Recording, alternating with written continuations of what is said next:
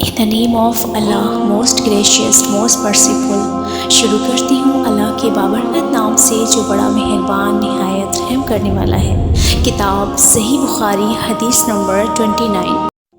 اس حدیث کو ہم سے عبداللہ بن مسلمہ نے بیان کیا، وہ امام مالک سے، وہ یزید بن اسلم سے، وہ عطار بن یسار سے، وہ عبداللہ ابن عباس رضی اللہ تعالیٰ عنہ سے نقل کرتے ہیں کہ نبی کریم صلی اللہ تعالیٰ علیہ وآلہ وسلم نے فرمایا، مجھے دوزخ دکھلائی گئی تو اس میں زیادہ تر عورتیں تھیں جو کفر کرتی تھیں۔ کہا گیا، یا رسول اللہ، کیا وہ اللہ کے ساتھ کفر کرتی تھیں؟ آپ صلی اللہ تعالیٰ علیہ وآلہ وسلم نے فرمایا کہ خاوند کی ناشکری کرتی تھیں اور احسان کی ناشکری کرتی ہیں۔ اگر تم عمر بھر ان میں سے کسی کے ساتھ احسان کرتے رہو، پھر تمہاری طرف سے کبھی کوئی ان کی خیال میں ناگواری کی بات ہو جائے تو فوراً کہہ اٹھیں گی کہ میں نے کبھی بھی تجھ سے کوئی بھلائی نہیں دیکھی۔